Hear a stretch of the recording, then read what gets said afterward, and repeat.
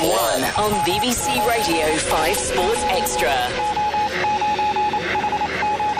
It's time for FP3 ahead of the Monaco Grand Prix. I'm Rosanna Tennant and I'm down in the pit lane watching as the teams and drivers get ready to perfect their cars as we get closer to qualifying this afternoon. Joining me up in the commentary box is former Formula One driver Jolyon Palmer. And Jolyon, yesterday we saw a few drivers, including Carlos Sainz in the Ferrari, hit the walls. How important is this session to get their confidence back on track? Yeah, it's very important. This is a crucial 1 hour of practice before the most critical qualifying session of all later on.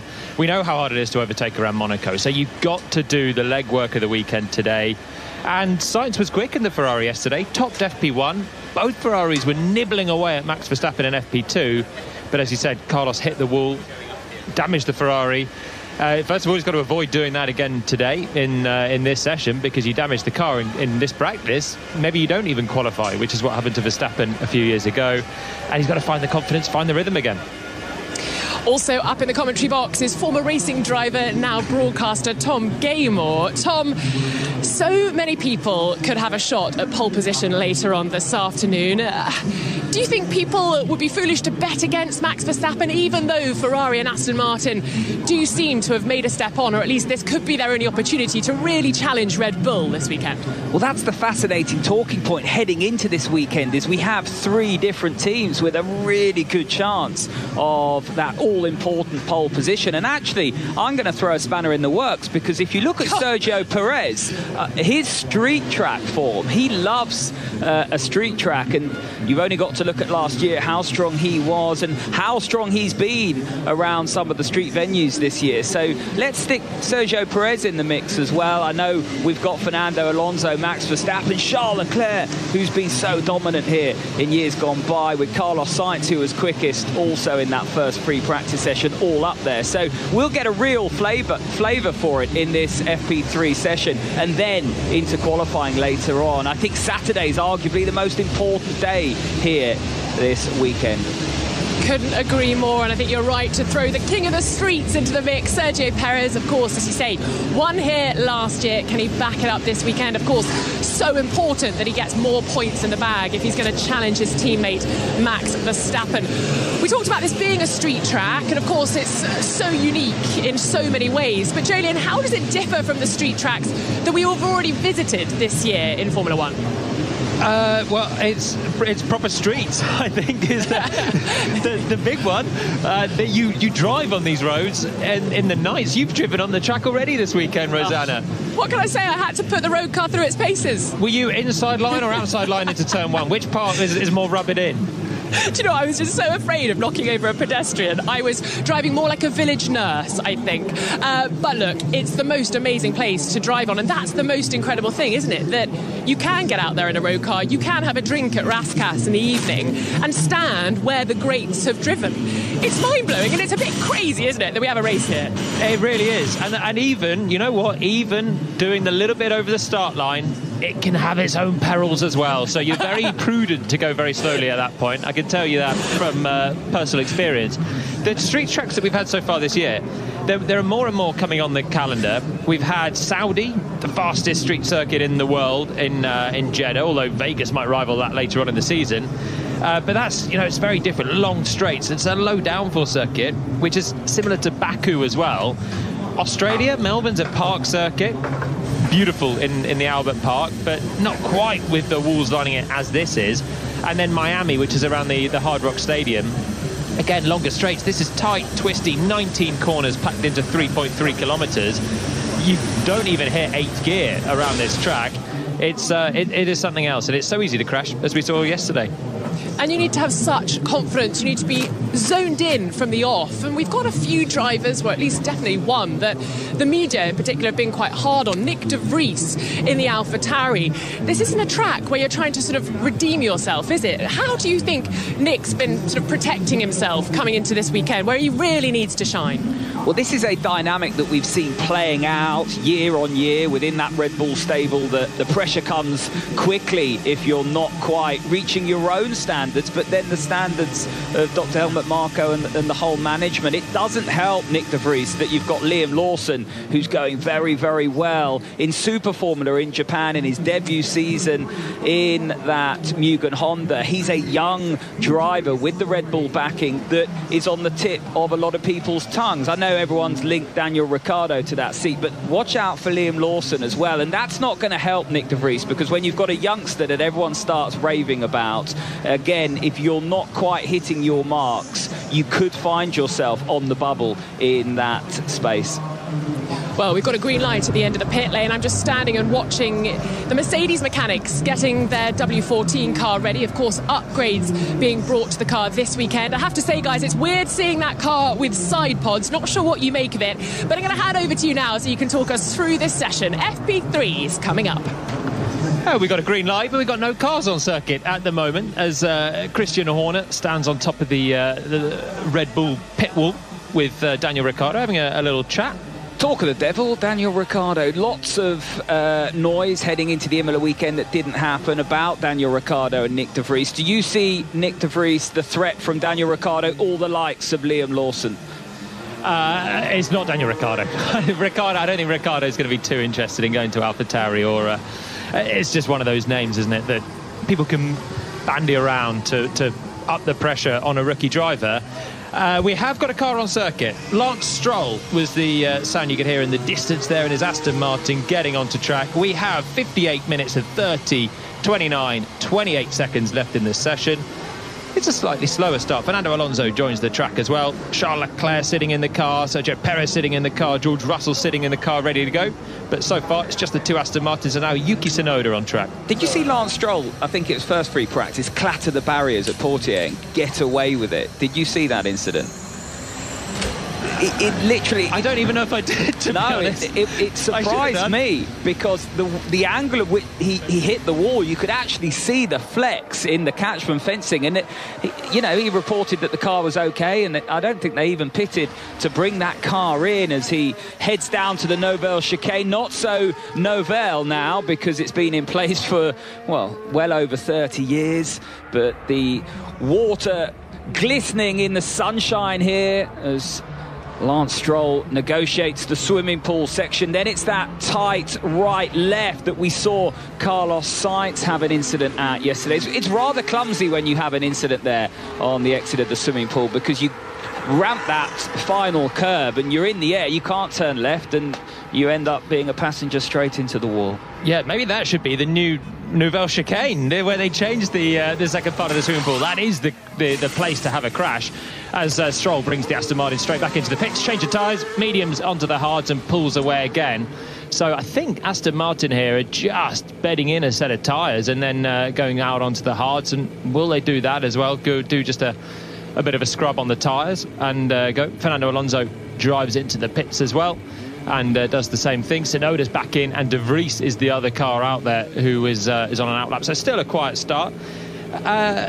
Mercedes with their side pods were a talking point and a little bit underwhelming yesterday. We will see what they can do today. But, Rosanna, a driver that was quite impressive was Lando Norris in the McLaren. Yeah, he was. He had a good day, was out a little bit early. They had a couple of issues on his car, which sort of ate into his track time during FP2 and those high fuel running laps. But I've just seen him walking past and heading into the garage. It's worth noting, though, that McLaren actually broke curfew last night. Of course, there's rules about when the teams are allowed to work on the cars. That's obviously changed, because in the years gone by, they were allowed to work through the night. So they brought that in to sort of protect team personnel. But McLaren broke curfew, first of two sort of possible offences, so they're not penalised for it, so all fine there. But just worth noting that there obviously was some extra work to be done, and I'm assuming that was on Lando Norris's car. It's interesting you were talking about Mercedes, Jolien. I thought Lewis would be a bit disgruntled yesterday, because they were quite vocal on the radio, both him and George Russell, because the car was sliding around a little bit. Lewis complaining that the rears were a bit hot. But actually, he said, I had an amazing day. I really enjoyed being out there. So maybe he has seen a sign of things that have improved, but he was also quite vocal about the areas that he knows still need improving. So work to do for Mercedes, but as we've all been told and have been saying this weekend, don't read anything into it just yet. This time next week, when we're in Spain, can't believe how fast we move around this world. That's when we can start perhaps drawing some conclusions as to whether this upgrade has brought the performance they were looking for. An amazing day. He's driving a Formula One car in Monaco. It's always an amazing day, surely. Absolutely. I mean, it must be surreal, mustn't it? He said, as a kid, I dreamed of living here first and foremost, and dreamed of racing here. And it must be a surreal feeling driving these streets, which you do walk around or drive around on your days off or during the holidays or when you come to see family and friends. So yeah, it must be a very lovely moment. And I think that's the same with, you heard Carlos Sainz when he goes wheel to wheel with Fernando Alonso, one of his childhood heroes. You've got to forget, these guys were fans of the sport whilst they were trying to get into the sport. Now imagine, Jolyon, you might have been a little kind of not starstruck or overwhelmed as such, but when you're lining up on the grid alongside some of the drivers you've watched as a kid, you must think, wow, I've done quite well to get here. Did you have that feeling? Oh, you do have a few pinch yourself moments, definitely. Everyone, these guys are racing in Formula One because they love Formula One. You don't get into it if you're not passionate about the sport in the first place. You're passionate because you grow up watching it. You will have always been watching a Monaco Grand Prix. It's been on the calendar since Formula One became an official championship in 1950. And so racing against all the your heroes growing up and then racing against them in Monaco is something special. Bucket list territory, isn't it? Exactly, indeed. And for Charles Leclerc, he literally grew up here, whereas half the other, or more than half the field, live in Monaco for obvious reasons, I think. Nice place to live, nice climate. Is it just that? Good cash points, I've heard. yeah, exactly. Charged me €6 to withdraw this morning, but we won't go there. Talking of Lewis Hamilton, still in the garage at the moment, as is his teammate George Russell. So Mercedes just holding back.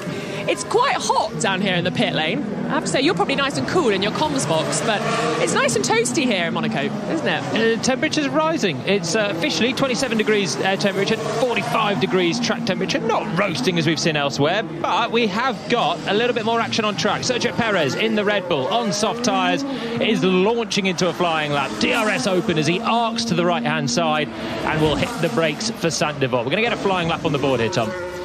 Yeah, first of the representative laps. Sideways in turn one. And that was reminiscent of so many accidents that don't happen at Saint Devote when you lose the rear very close to the wall. Now he's up at the top of the hill, through Beau Rivage Massenet, now through Casino, down to Mirabeau, finds a braking spot, tucks the Red Bull into the apex. Neat and tidy from Sergio Perez so far, around the hairpin, the iconic hairpin. Now it'll be down to Portier, that 90-degree right-hander, where he had a little bit of an incident last year. We won't go there yet, but he's into the tunnel. There's a car. Stop. Was that an Alpine? Stop there on the line. If it is, that car was stationary, and Perez flies around the outside of that car. Yeah, it's Esteban Ocon, I think, has stopped in the tunnel. You are absolutely right. It's an Alpine. It's smoking as well. So Ocon has stopped in the tunnel, and he's actually managed to find a gear, and he's going again. Yeah, Control-Alt-Delete. Okay, I have no power, guys. Okay, so no power, Ocon says on the radio to his engineer, but now he's driving away. So, as you say, Tom, Control-Alt-Delete, and he's trundling down towards the chicane. It's so often what we hear from the engineers. The drivers have to work through a sequence on the wheel, get that car back into a state where it will function. And Ocon getting moving again. Okay, I will manage to bring it back, but get the fans ready for the rears. Yeah, bring it back. That saves us a red flag, but will allow have compromised Sergio Perez. I didn't see any yellow flags. No, so let's here on board with Esteban Ocon, then coming down to Portier, the right-hander before the tunnel. Accelerating, but he's just not got any proper drive there. The car not fully working, and the tunnel is a bad place to stop a car as well. It's not easy to remove a car. So thankfully, I think he's managed to get down to you in the pit lane, Rosanna. Yeah, he's just pulled in. Engine's been turned off, and he's going to be wheeled back in. I imagine they just want to give it a once-over. But quite strange. I'm not sure I'd like my power cutting off in the darkness of that tunnel. It always seems so severe, doesn't it? The light change from the bright lights of Monaco and then into the tunnel. But he's back in. Tyres are coming off, and I'm sure they will get to work and try and work out what stops him there. Having had quite a good weekend in Miami, these guys need a really good weekend here in Monaco, don't they? Especially given all the comments behind the scenes, or really in public, from their big boss, Laurent Rossi. Yeah, Laurent Rossi, up the pressure, said the standard that Alpine have been at so far this year is unacceptable. No points in Melbourne, and no points in Baku either with an updated car, but did manage to recover it in Miami.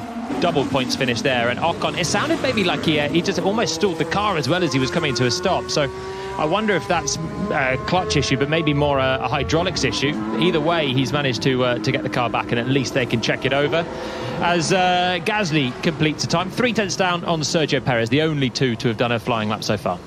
Yeah, not too representative in terms of lap times compared to yesterday. Track evolution's not something we've talked about yet. This is one of those circuits where you almost get a second every time you're out on track. We started in the 13s for free practice 1, then free practice 2, into the 12s. Last year, qualifying, you would expect the times down into a 1:11. We're at a 15.6 for Perez now, and yesterday Verstappen topped it on the same soft tyres as Perez is on with a 1 minute 12.4, so we're 3.2 seconds away from where the drivers got to yesterday. I'm interested actually in Perez has gone out very early in this session.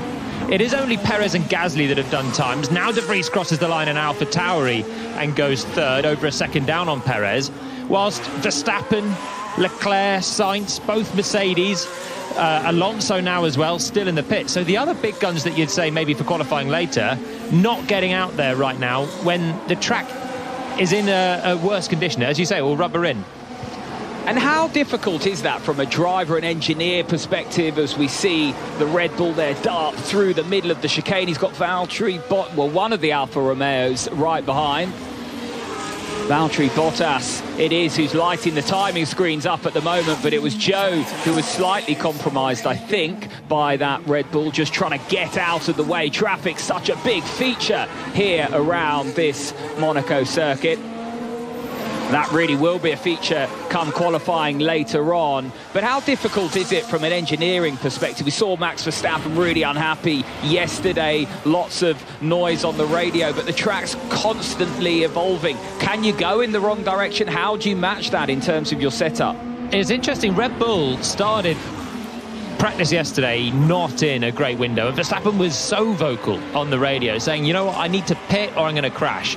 And it was cut through the chicane, the Nouvelle chicane at the swimming pool, and was punching the air with frustration. He just was not happy with the car. They made changes in the lunch break yesterday, and then he topped the second practice. So you've got to build your confidence, but you need the car to give you some confidence. And a driver actually yesterday that also was struggling a little bit was George Russell, who didn't seem to be very happy, but nor did Perez. And I think that's why Perez has gone out right at the start of this session. He's still out on circuit, still top of the times with just Bottas, Gasly, De Vries and Joe with a pretty slow lap on the board, 3 seconds down. I think that's why Perez is out there now, just trying to build up some confidence in this one. It's a fascinating dynamic as we have a sound up lap here with the Ferrari of Charles Leclerc, but it's a fascinating dynamic when the engineers are looking at numbers saying this is where we want the car to be in terms of downforce. That's the performance window, but you've got the likes of Max Verstappen who say, well, listen, it's undrivable. And that sort of emphasis on the driver then and the mechanical grip that you have around here is so important, that battle with driver and engineer. Yeah, always a challenge. You've got to build the confidence, need the car to give you the confidence. One man that did that is Charles Leclerc, who's down towards Mirabeau on his first flying lap. Goes around the bump, was just chattering at the rear tyres as well as he was getting on the gas. Leclerc built it up yesterday, ended up quicker than Sainz, who found the wall, carrying on Ferrari's little bit of a crashing streak. Sainz is on a flying lap as well, both Ferraris going quickly. Sainz is the fastest man in the middle sector. Leclerc is there now as he comes flying through the tunnel, sparking his way down towards the Nouvelle chicane, hard on the brakes, turn it into the left. Hulkenberg clipped that wall yesterday and had a puncture. Leclerc's got a bit more margin to the barriers as he now extends down towards Tabac, the faster corners on the circuit. Oh, bit of a twitch as he turned it into the swimming pool. The first part of the swimming pool should be flat out at this stage, and he's 3/10 down on Sergio Perez in the middle sector. They were neck and neck, the two Ferraris yesterday overall. Both are getting a flying lap on the board. Sainz comes through and goes second. He's half a tenth down on Sergio Perez. Here comes Charles Leclerc to the line, and he's 4/10 down on Sergio Perez, slotting in just ahead of Pierre Gasly. Rosanna. Well, I've been watching as the mechanics try to work out what went wrong with Esteban Ocon's car. You can hear that noise is his car being fired up, but I can't currently see the car because the mechanics are trying to block our view. They took the front wing off, they had a look at the brake fluids and sort of deliberated amongst themselves whether there was a problem there. So I wonder if there might have been a bit of a leak somewhere, or so maybe that control alt delete wasn't actually the problem. Maybe it was more something to do with the brakes, and maybe you guys will be able to talk us through, well, not just how important they are in Monaco, but what that problem might mean. Interesting, if the car's firing up and ready to go again, then if there's a leak, then it sounded certainly like it was a power unit issue or possibly a hydraulic issue, which could be the leak, but you're not fixing that in a hurry. There was smoke from the rear of the car, could have been those rear brake drums. And this is a track where you work the brakes more than most other circuits, and you struggle to get that cooling, that cool air through the brakes as well that you get at other venues. Yeah, that's why as soon as he stopped the car, then you're worried about the brake temps. I wonder if there's a double issue going on, or maybe one issue caused the other one, Rosanna. Well, it now looks like they might be happy to put the front wing back on. One of the engineers has just signalled to the mechanics to lift it off its stand. They're waiting ready to put it on, but one of the mechanics is just making sure all the bodywork is properly reattached. But hopefully Esteban can get going. He hasn't got out of the car. Oh, they have now turned the car off, so interesting. Maybe a little bit more time to spend in the garage until they're fully confident that they can send him back out on track. Yeah, maybe still diagnosing the Alpine out there then. Gasly up in 5th. Ocon was 10th yesterday, Gasly 9th, so both were running competitively, but he will need the laps in to keep that trend going, because if you're standing still, you're falling backwards in Formula 1, as Alex Albon found yesterday. Hit the wall at the end of FP1, lost a load of running in FP2, just got out at the end, but Williams, who were looking quite good in FP1, now find themselves really on the back foot, and if you're going to have a driver crash, Albon is not the one that they want to have that, because he is their best chance of scoring points as well. There is a bit of pressure at Williams. Haven't quite had the year that they would have hoped for so far. Only one constructor point, lying there in 10th place out of all of the constructors, but they're quite confident in batting that criticism away. They feel that they're moving in the right direction now as Albon flashes through the swimming pool. That change of direction, very, very good balance to the Williams here. This will be a better lap from the Brit.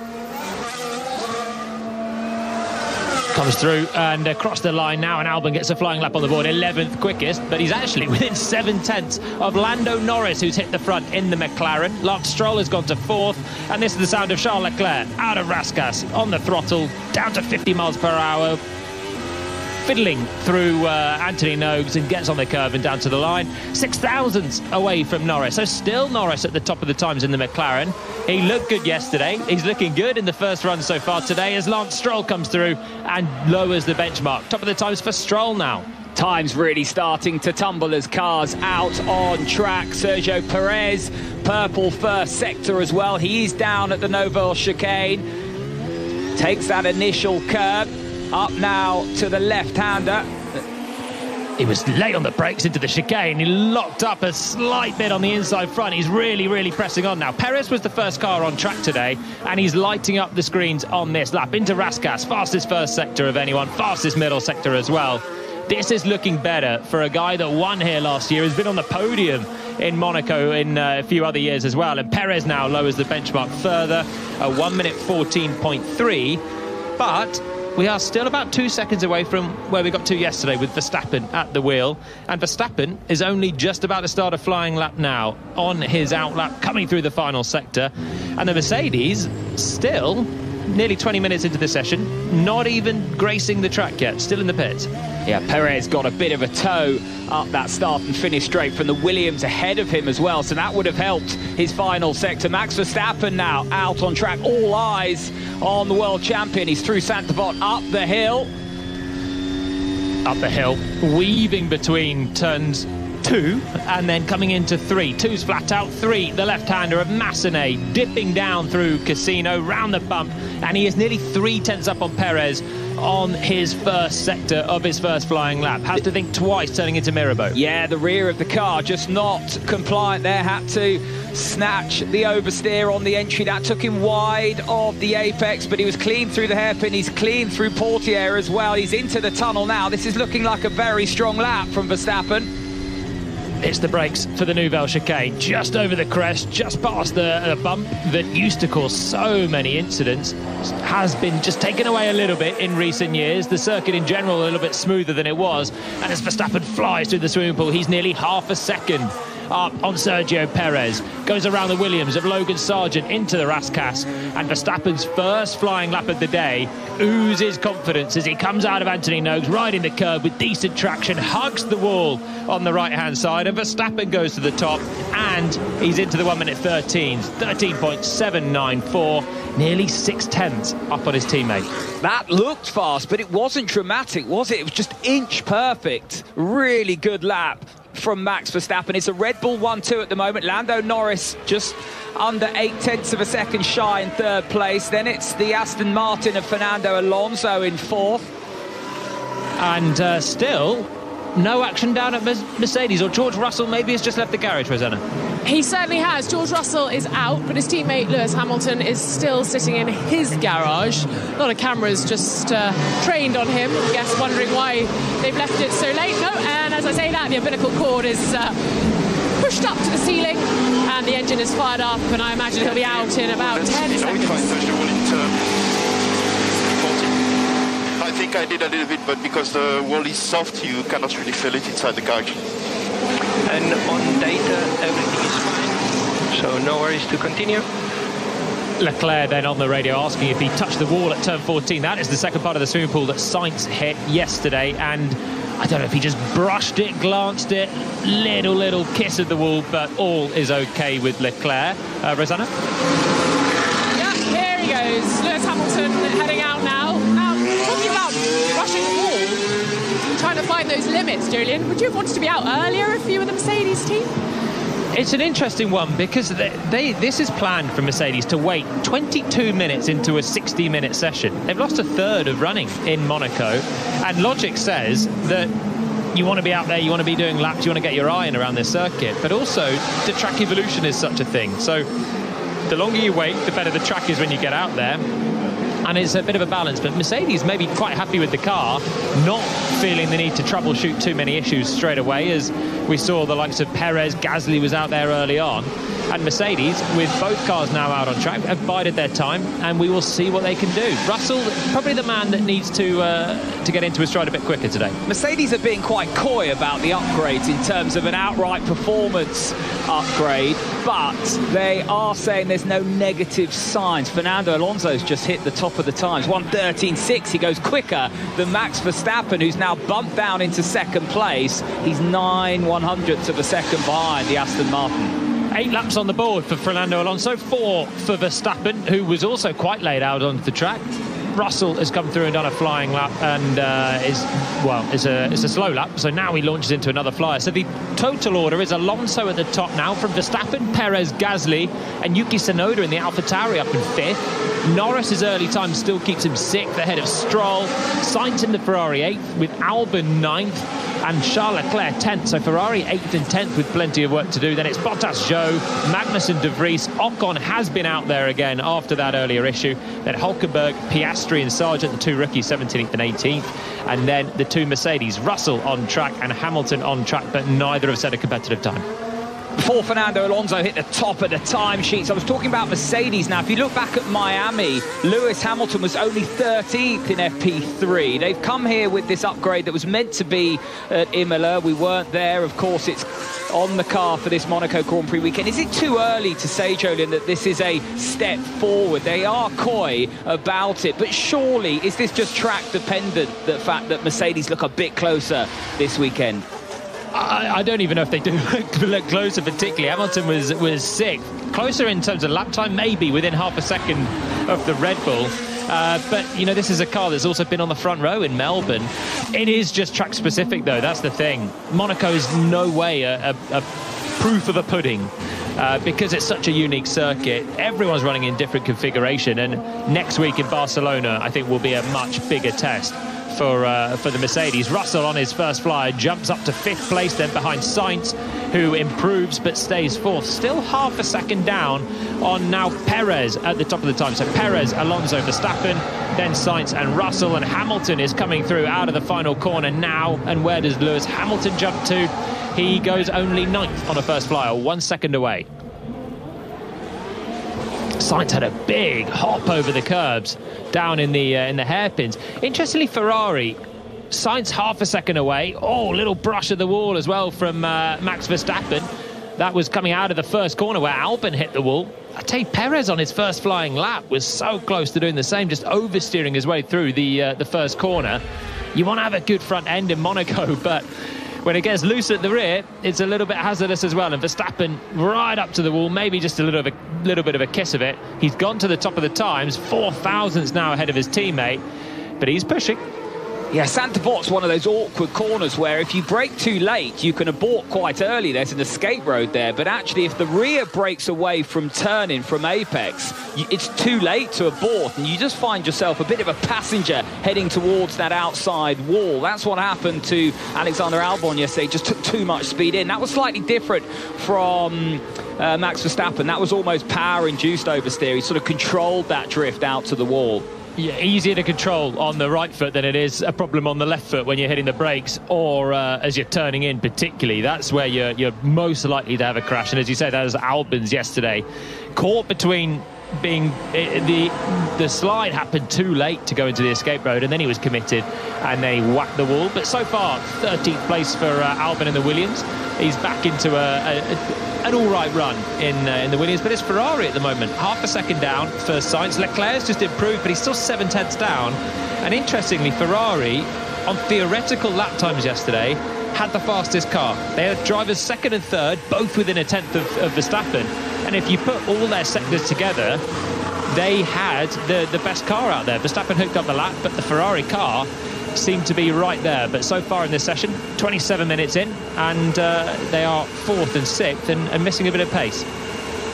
Yeah, I was looking at the tyre data. There was limited running from all of the teams on the long run yesterday because it's just not that important here. Track position is really important, though I will add the disclaimer that if you do drop off of a cliff in terms of tyre performance, you run the risk of being undercut in the pit stop sequence. Both Alfa Romeos being wheeled back into the garage. 32 minutes and 40 seconds left on the clock here in free practice 3 in Monaco. Max Verstappen back at the top of the times, ahead of Sergio Perez by the slenderest of margins, 4 1,000ths of a second. And the Red Bulls out on track at the moment. So is the Mercedes. Fernando Alonso it is, though, in 3rd. There's a real growing narrative heading into this weekend that would there be a more popular pole sitter around these streets than Fernando Alonso today? There's a huge momentum in Fernando for this year, isn't there? And it's, what is it, number 33 that he's after. And there's just become this sport phenomenon of everyone now wanting Fernando to get a good result. He's looking really quick here. He's a 10th down on the Red Bulls. He's been on it so far this weekend.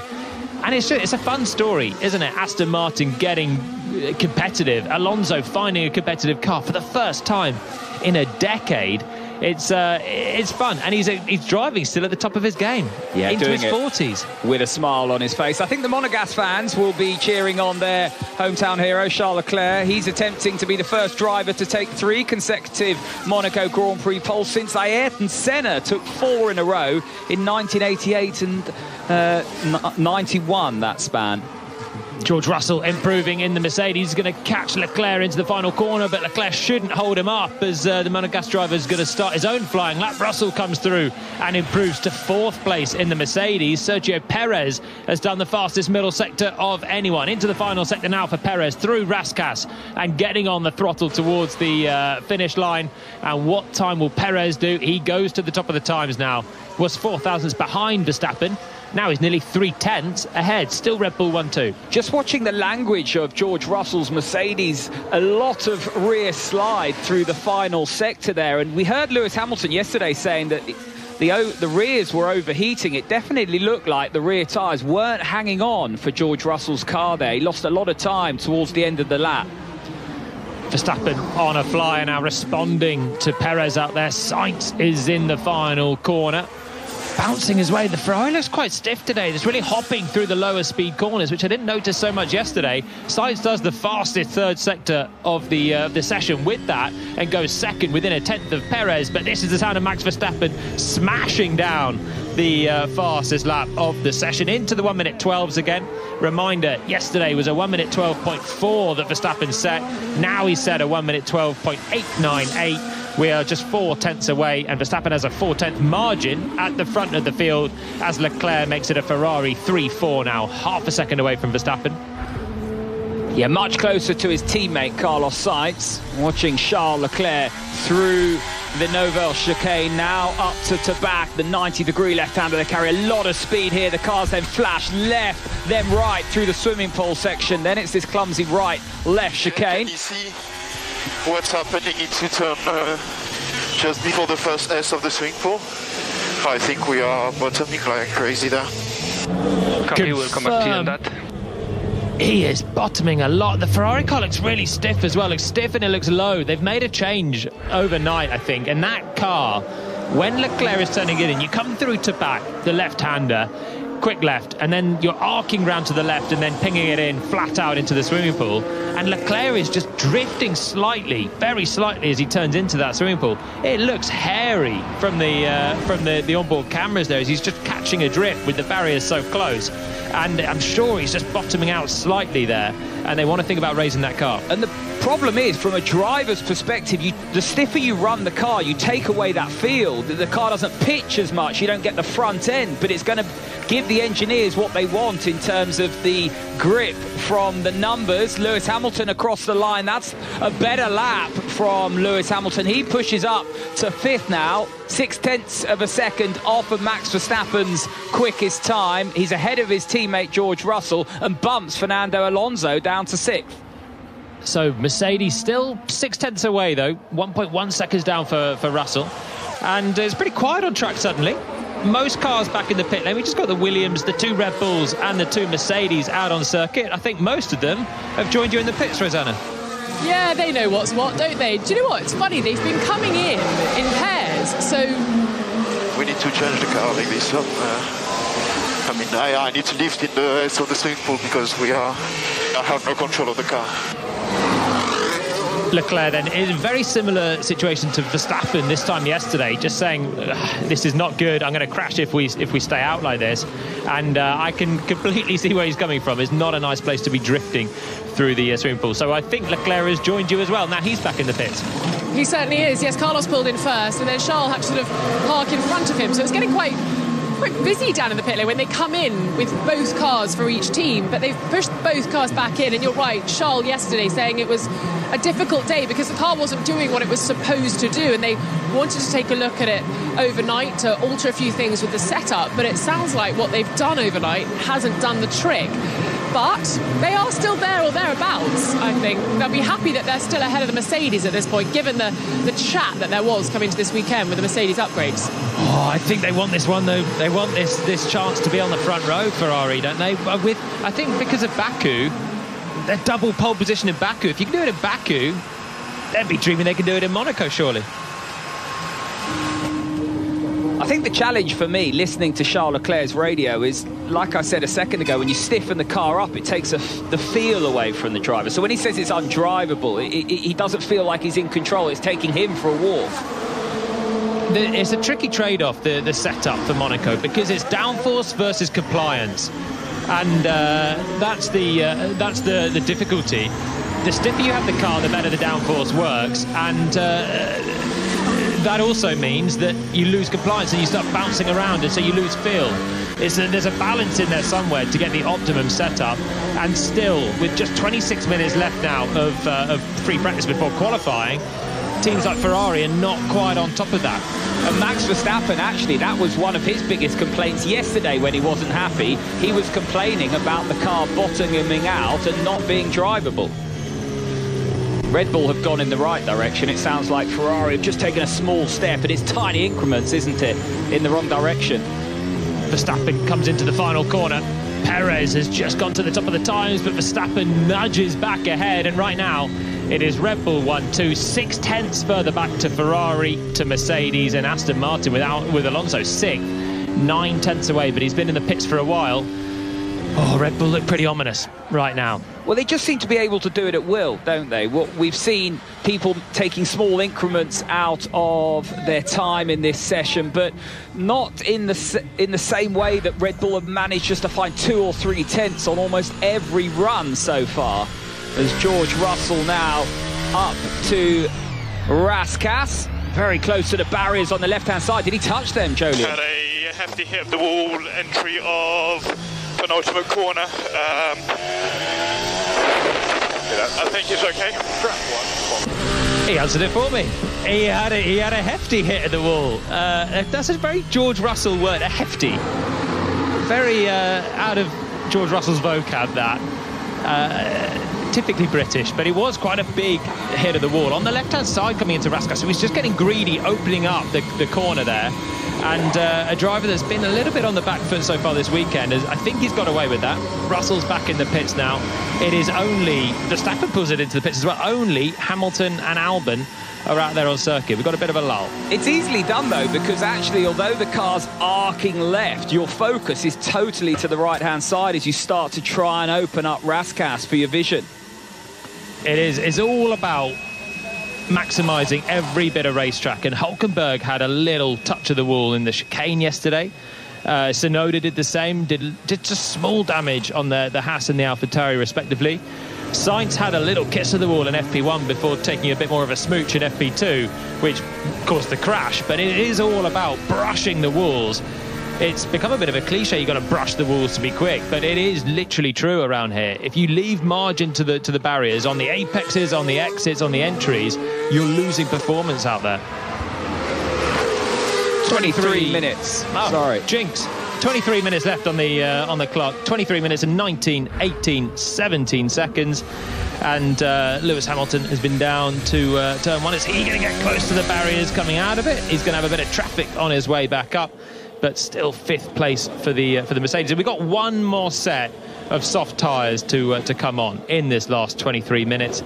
And that is going to be the final hurrah before qualifying. So any last-minute setup changes that anyone needs to do, they'll be in the pits. They are in the pits and doing them now. And then you've got to try and piece it all together. That was interesting, the onboard from Lewis Hamilton there, because there were 2 slower cars ahead of him as he ran up the top of the hill to Massenet. And one went to the left-hand side, one went to the right-hand side. But from a driver's perspective, that really does put you off. Luckily, I think he'd set his time, but either way, you really are up against it with the traffic around here, and it does, from a confidence perspective, make you start to have another problem that you don't need to think about. Did you ever race in Pau? I did. Because that is it's south of France, the other side of the south of France, isn't it? Well, not the Monaco south of France, but it's eastern side.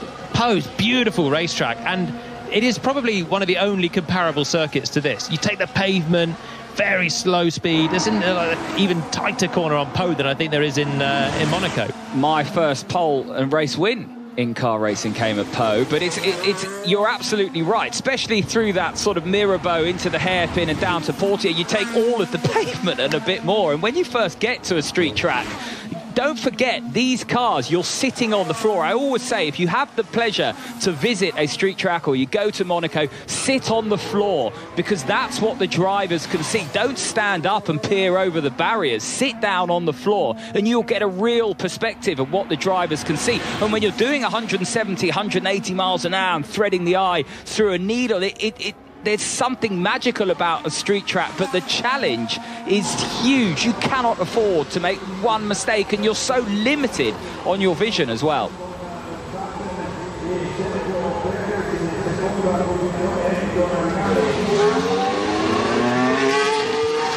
"21 minutes to go. Verstappen top from Perez, Sainz, Leclerc and Hamilton. Gasly in the Alpine 6th, Alonso 7th, Russell, Albon's got up to 9th in the Williams, still out there and just improved, and Ocon 10th.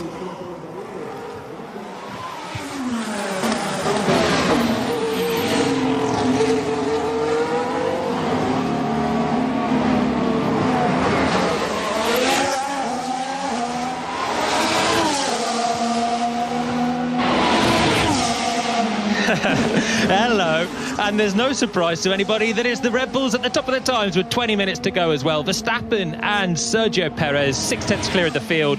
Everyone has one more set of soft tyres to chuck on before qualifying later on at 3 p.m. on the BBC Sport website. Looking forward to it.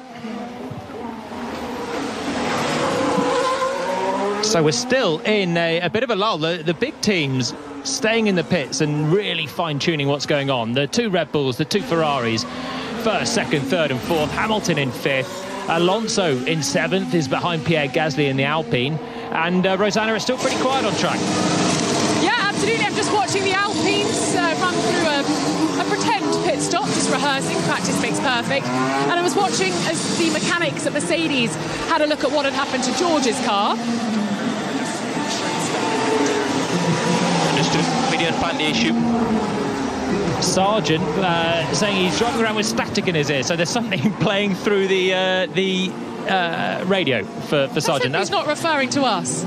Well, let's hope he is. He's listening to us. It would be such a nice touch if Sargent was just tuned into what we're saying. Your dulcet tones as we're in this session. Race engineer in one ear and us in the other. I like it. So actually what happened with George Russell was that his front end plate on the left-hand side, the dive plane had come off. So the contact had made that just fall off there and then out on track. And when it got back here, it just almost looked like, if you didn't know there was a dive plane, you'd have thought it was just some white marks. But that was left. The engineer pulled a bit of tape off.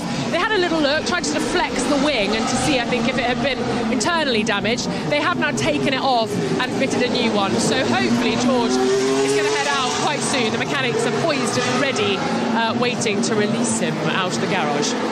With 18.5 minutes to go, he does need to get this final run in as Lance Stroll does get a lap on the board into third place. You're listening to the last moments of free practice in Monaco FP3, 18 minutes and 20 seconds left with me, Jolyon Palmer. Motorsport connoisseur Tom Gaymore is with me, and that was the dulcet tones of Rosanna Tennant bringing us everything from the pit lane. Little flurry of action finally. We've got cars on track. Remember how Lando Norris was pretty quick when he was on track earlier on. McLaren are now 17th and 18th. Norris is on an outlap. I'm still expecting a little bit more for them. It's going to be all action for this last 18 minutes now. Yeah, that was an effervescent introduction. I've been called worse. How surprised are you? We saw a 1:12.4 yesterday. We haven't got down to that yet. OK, this is about to get serious because cars are queuing up to find traffic. 17 minutes left on the clock here as we see Lando Norris in that sort of tribute livery, and they've got the same on the Arrow McLaren machines that'll be running out at Indianapolis this weekend as well. But how surprised are you that we're not down to the times we saw yesterday yet? I'm a little bit surprised. We're still 3/10 away, but it just shows that there's more to come, and more to come from the track as much as there is for the cars. Connoisseur, effervescence, getting all the old French language in for this Monaco practice session so far. I think Rosanna called it an aperitif earlier as well. It is quite a surprise that we're still away from Verstappen's time yesterday, and actually Leclerc and Sainz were quicker yesterday than Verstappen has done to top the times today. Alonso as well in the Aston Martin. The times are they're not coming down quite as much as you might have expected, with more rubber going down as Lando Norris was improving and skates straight through the chicane. Yeah, that's a mistake for Lando Norris in the McLaren. Just couldn't get the car stopped after the tunnel, that downhill braking zone to the Novelle chicane, and he's run straight through the chicane. So that's that lap aborted for the McLaren driver. This is getting down towards crunch time now. Sainz hits the brakes for the Nouvelle chicane, makes it through, unlike Lando Norris, his former teammate just a moment ago. 16 minutes to go in the session, final runs. If you crash the car now, you may well not be qualifying. We've seen that for the last couple of years as well. Mick Schumacher didn't qualify a couple of years ago. Max Verstappen didn't qualify a couple of years before that because they crashed right in the final runs, and you don't have a huge amount of time to make repairs if they need to make some big ones. So you've got to trade the balance of finding the lap time, getting into the rhythm, starting to push the limits, but do not ditch the car into the wall, otherwise it can have catastrophic effects on a circuit that you can't overtake on. If you can't qualify either, you're really in a bit of a pickle. Sainz 4th quickest, 4 tenths away, still 3 tenths away from Lance Stroll. A Ferrari leaving something up their sleeve here, a bit of sandbagging going on, or is that their representative pace? They looked a bit quicker yesterday, didn't they? They were quicker.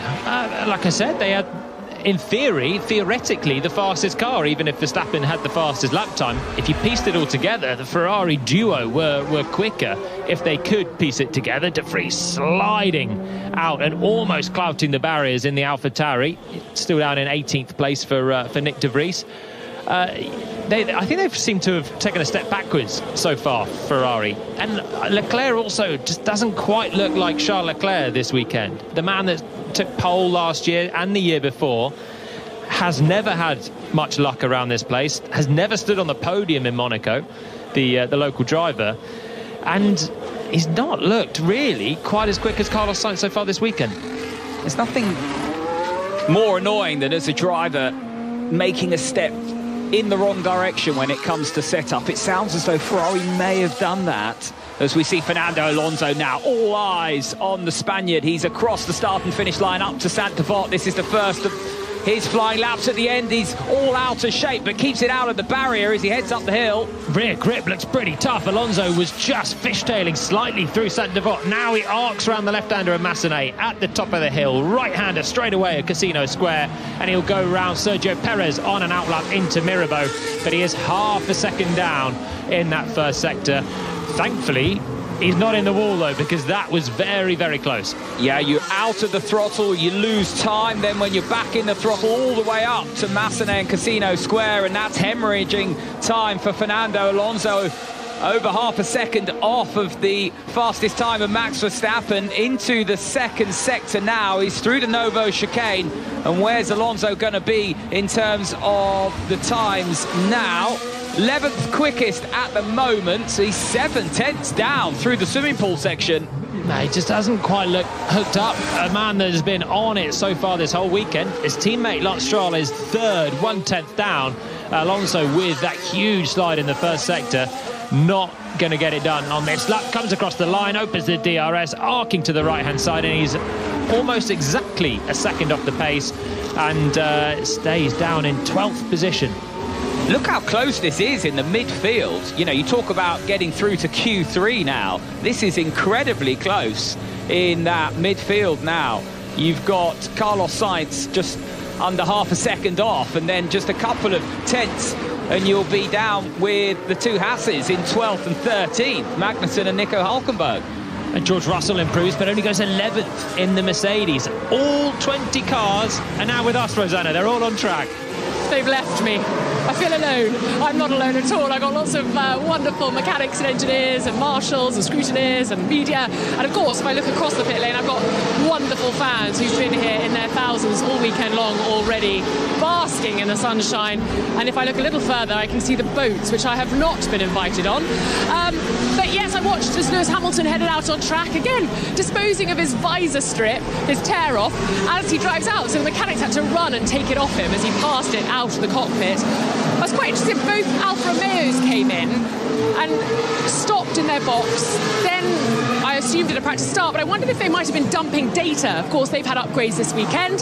Seem to have made some progress. Obviously, P10 for Valtteri at the moment, and P16 for Joe. I know Joe said there was more to come from him and the car today. So maybe you could explain, maybe that's whether they were dumping data, or maybe it was just to try and get a little sort of start process under their belt. And it's fairly quiet here, I have to say. Dumping data? What's dumping data? So isn't that, I thought that was when they come in and they send, oh, we've got a Haas on the red and white stuff. It's Kevin Magnussen, who's gone straight on at Sainte-Devote. He's reversing the car and he's not hit the wall. He's just gone into the runoff. He'll have to reverse it. There's a yellow flag out. So with 11 minutes left on the clock, no one is going to be improving right now. You talk about data like a download, like downloading data from the car onto some hardware, and away you go. Someone's there with a floppy disk. Do they still use floppy disks? Maybe. It's Formula One. They're pushing the envelope all the time. I know they do that. Often in Spain, you see that when they're running down the start-finish straight, don't they? That's when they tend to go quite slow, but they're trying to correlate between the back straight and the front straight. But I know that when they run through the pit lane, sometimes they do dump data. Maybe the technology is more advanced than I'm referring to. Bluetoothing the data to the pit wall. I've run out of 21st century data terms. So most likely what they're doing is they come in is probably just also laying rubber in the pit box. So they're doing a practice. You can't do a practice start from the end of the pit lane in Monaco because you filter straight onto the racing line as drivers are coming on their flying lap. So you can't do a practice start there. If you want to do kind of a practice launch, you can do it from the pit box. So I wonder if they're just procedurally trying to get their clutch positions in order, their revs and going at that point. Bottas is 10th and Zhou is 16th, and I think they have done their second set of soft tyres. So maybe they are maybe dumping a bit of data, but also dumping some rubber on their pit boxes. Yeah, no comment. I'm technologically challenged, so I will not go into the data dump. But I will say that the Haas has managed to find its way out of the runoff area. Now, will that have compromised a handful of runners? Because that sort of three-point turn, it was rather Austin Powers-esque, wasn't it? Took him a long time to get out. Stop the car. And it sounds like Kevin Magnussen's problems have gone from bad to worse because he stopped the car down on the entry to Portier, the right-hander before the tunnel, and now that's going to bring out the red flag, surely, because that car is stopped, although it's not on the racing line. Can they wheel that back, Jolien? It will be a red flag, I think, if Magnussen has stopped. That was Mark Slade, K-Mag's engineer, on the radio, demanding his driver stop. Magnussen is still sitting in the cockpit of the Haas. He's just done a very slow reverse and then a three-point turn to get out of the Sainte-Devote runoff area. So whilst he was doing that, temperatures are soaring in the cockpit, maybe engine overheating slightly as well. Still sitting there with a furrowed brow. A little bit of a sweat on the forehead of Magnussen with his visor up, looking around, waiting further instruction from the pit wall. We've got a virtual safety car out at the moment with 8 minutes to go. Drivers still out there on circuit, circulating, and they can do that with a virtual safety car. And now the marshals are out, wondering if they need to be pushing Magnussen's car away or if he's going to get it away under his own steam. But the steering wheel is off, and Magnussen's car can be removed from the track with 8 minutes to go. It's going to take a couple of minutes to clear this, and then we're into sort of 1 or 2 final laps. The order with 8 minutes to go is Verstappen top from Perez. Neither Red Bull has improved on a second set of tyres, but Stroll has in third and is just 1/10 away. Then it's Sainz, Norris with a good improvement in the McLaren, Gasly, Leclerc, Hamilton, Ocon and Bottas in the Alfa Romeo in the top 10. Outside of the top 10 is Russell, Magnussen, who's stopped, Hülkenberg, Fernando Alonso down in 14th with a pretty average lap on a second set of soft tyres. He's in the pits, and then Tsunoda, Zhou, Sargent and Albon, the two Williams, and then Piastri and De Vries at the back of the field. Marshals all gather around the Haas. Well, they've lifted it up onto a skateboard. You don't see that too often. There's an escape road just behind that stricken Haas. But are they going to wheel it down there? And I think that's why we've got the virtual safety car, not the red flag. But you don't see Formula One cars being lifted onto a skateboard and scurried off too often, do you? The marshals in Monaco are superb. They know what they're doing. There's so much history around this place. There's so many tiny confined spaces that they need to push a car to, and they have done that with the help of a skateboard. Sometimes you see mechanics wheeling cars back into the garage like that. I haven't often seen marshals use it, but they've cleared the car at Magnussen. The virtual safety car is ending, and we are going to have 6.5 minutes left of action. And actually, whilst he's in the pit lane and he's done an average lap, Fernando Alonso had done the fastest first sector of anyone. So I'm sure there's still more pace in there for the Aston Martin. Well, Fernando Alonso was coming back to have another go at it, having had a bit of a scrappy-do first attempt where he was a second off. But again, balked in that second run by the Haas of Kevin Magnussen, who I think has scuppered quite a few runners out there. So you had a question whether for the teams. Do they keep their drivers out there whilst the VSC and lose a bit of tyre temperature, or do they bring them into the pits, get the blankets on and go again? But they'll have to do an outlap and lose a bit of time doing that. Alonso is in the pits, and now with less than 6 minutes to go, if he is going to get back out there and get a representative time on the board, it's going to be maybe a 1 or maximum 2 laps. He has the fastest first sector, or he had until Hamilton's just taken it. Stroll is the fastest in the middle, and we've got Hamilton has hit the wall on the exit of Mirabeau, just set the fastest first sector of anyone, and he's gone in deep at Mirabeau. The yellow flag is back out, and the Mercedes is in the barriers. Red flag.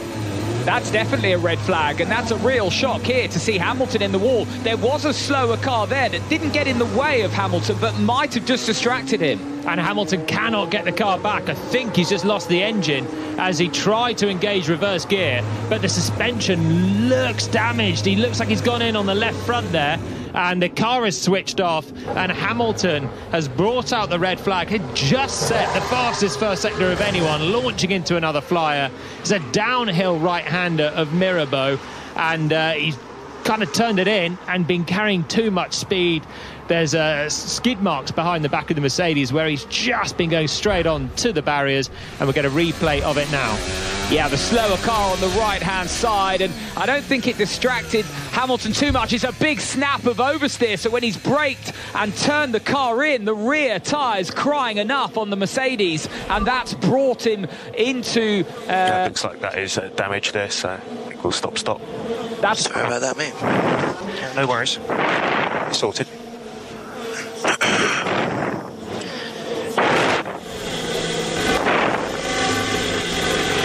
Yeah, it's a Williams on the right-hand side, but that snap of oversteer, then the overcorrection, and you've got nowhere to go. But importantly for Lewis, it's only that front left and the front wing that's in that wall. No rear damage there. And it's a lower speed part of the track as well at Mirabeau. It's a tight right-hand hairpin. He attacked with a lot of speed coming in, and the Mercedes just started sliding from the rear. Hamilton overcorrected it by opposite locking his way to the barriers in the end. As you said, it's the left front that's taken a hit. Hamilton walks away from the car that is stationary and still in the barrier right now. The question will be, the damage is not so much, but can Mercedes repair it? Will they need to check the back of the car as well, where you've got the engine, the gearbox, more sensitive parts? And will Hamilton be able to be in qualifying? Mentioned it a while ago that a crash right at the end can leave you a bit in the lurch. It's the 7-time champ that's done it. Well, the Marshall's attempting to lift the front of that car up, but I think it's sort of half stuck in the Armco there, and it's a 900 kilo plus machine. Hopefully you don't put your back out trying to stick that on the skateboard there, as Lewis Hamilton now clambers over the safer barrier behind the fence and into the safety of the Marshals. Doctor just having a chat with him, as is the way whenever you touch a wall in Formula One, but he's okay, thumbs up. And Lewis Hamilton now will have to find his way back. I mean, he's in an awkward spot to find his way back to the paddock, because on the outside of the track there down at Mirabeau.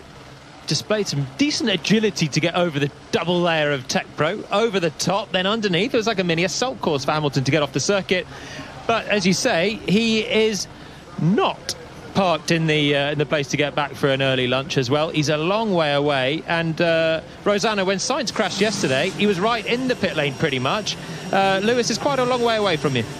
Yeah, a little bit further to head back to the pit. So just seeing Lewis's engineer, Peter Boddington, walking through the garage. I think the mechanics on Lewis's side of the garage just awaiting instruction. You talk of lunch, I think it might be a busy lunch for Lewis's side of the garage. Of course, we know that all the mechanics work on the pit stop, so I'm sure some of the mechanics might have to help if they have to do a little bit of extra work over lunch from George's side too, but I'm sure it won't come to that. As you say, it didn't look too big an impact, but you just never know, do you, with these barriers and with these Formula One cars, so strong in so many cases, but sometimes it can just be a tiny tap, and it can be more severe underneath, as Lewis is still trying to work his way out. And normally you find a scooter at a sort of more conventional circuit, but I'm not sure it can work like that at the moment for Lewis. Can he get a lift somewhere? Down at Mirabeau, and he's just walking, hands behind his back, helmet still on. as you mentioned earlier on, when a driver leaves the helmet on, usually means there's some disappointment to hide behind the visor, and Hamilton has a photographer right in his face now, and he trudges up the hill towards Casino, and someone will need to go and pick him up because he is quite a long way away. No one else will be out in the session. It's red flag, and with 50 seconds to go, the session will not be resumed. Max Verstappen jumps out of the car, helmet still on, talks to GP, his race engineer, and he is the fastest man once again in this session with a 1 minute 12.776, 3/10 away from what he did yesterday still. But Verstappen ends it quickest. Perez makes it quiet and emphatic. Red Bull 1-2 in this one. Then Stroll, Sainz, Norris up in 5th, Gasly 6th in the Alpine, Leclerc 7th, Hamilton in the barriers and in 8th. Then it's Ocon, Bottas, Russell 11th, Magnussen 12th, Hülkenberg 13th, Alonso only 14th in the other Aston Martin, but with more pace in that car, I'm sure. Then it's Tsunoda, Zhou, Sargent, Albon, Piastri and Nick de Vries, 20th of the runners. There you go then, your 20 drivers have had their last hour of practice before qualifying this afternoon, and that shock exit for Lewis Hamilton then into the walls with perhaps a knock to his confidence as well heading into the pointy end of the weekend. And we spoke about it coming into the weekend, didn't we guys, about how there was such a high risk of accident and incident here in Monaco. When you're bringing upgrades, this is not what Mercedes would have wanted, although do you think it is just a sort of superficial bump and perhaps nothing too much to worry about for the World Championship winning team of late? I think he's done the left front corner, and the marshals now have managed to pick the car up. It's being winched off the circuit. It's taken a while to actually get it moving. There's someone standing out there with one of those skateboards, but it's not going to get any use as the car gets craned up and the rear end pivots down so off balance. There's so much weight at the rear, and it's just pointing up towards the sky now, and it's hovering precariously. You know what, I'm outside the Mercedes garage. I go where the news is, and the mechanics are pointing at the screen because the garages have a lot of TV monitors in it, and they're pointing and sort of wide-eyed thinking, what is going on with our car that we're going to have to put back together again in a few moments' time. Yeah, they're enjoying the sight, but perhaps it's light relief at a time where they were hoping to have a light lunch. It'll be a little lighter, I think, this afternoon. If you wanted to get a visual representation of what a weight distribution of a Formula One car is, there is one hanging about 30 feet in the sky above the streets of Monaco right now, and it is very much rear end down. And Hamilton, if he was in the cockpit... He's back. He's back, Joe. He's back already? He's back. I think the medical car might have gone to get him. I saw a medical car looking like a look-alike, and I'm pretty sure it was that got him back. He's just walked up the steps. So, yeah, rapido.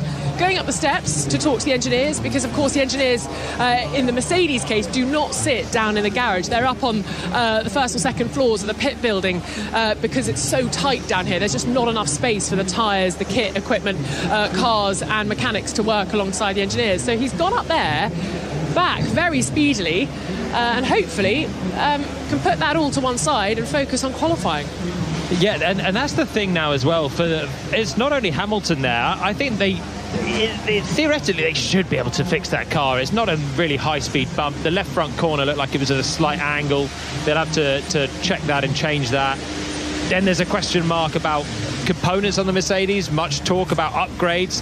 Have they got spares of those upgrades that they can put on? Will Hamilton have to run a different configuration of car for qualifying? But also, it's not just Hamilton. He's with that red flag right at the end, and with Magnussen's stoppage, not many drivers had a final flourish there. So if you wanted to make setup changes and feel them out before qualifying, many drivers, including the Ferraris particularly, who weren't very happy in this one, they didn't get a chance to feel it out. So with Max Verstappen leading the way again, is he our favourite for pole this afternoon then, Jolien and Tom? I'm going to say Verstappen now. I thought Leclerc coming into this. I've stuck to my guns, and now I've changed right at the 11th hour. Glory supporter. There we go. As always. Tom, what about you? Are you all in on Max Verstappen this afternoon, or do you think Ferrari can still spring a surprise? I'm all in on Red Bull now, just looking at their performance in that third free practice session, the manner of which they were able to just go quicker every single time they're on track, and by huge chunks as well. I just think that's taken them away from the rest of the teams. I think you look at Aston Martin, Lance Stroll in third there. There's going to be a real fight for the second row, and I think that'll be between the Aston Martin and the Ferraris. But I think you've really got to be brave to bet against Red Bull. Absolutely, so dominant, even though they can't put the advantages of their car to real use this weekend on such a slow-speed circuit. It does seem that Max Verstappen has put to bed any issues he had in FP1 yesterday, and he's managed to find that performance that is always lurking within that Red Bull car. So dominant. Any outsiders, do you think, that could get amongst it this afternoon? I still think Alonso, Aston Martin have a bit of pace in there. Stroll was third in that session. Ferrari going backwards and Mercedes in the wall will open the door for maybe them. And I've been really impressed with Norris as well. Ended that session fifth, was quick yesterday. He could well be one to watch later on in qualifying. Well, it's going to be an exciting power hour here in the Principality of Monaco. Thank you to Jolyon Palmer and to Tom Gaymore for their insight. Qualifying starts at 3 o'clock, and you can follow it on the BBC Sport website. This has been an IMG production for BBC Radio 5 Live.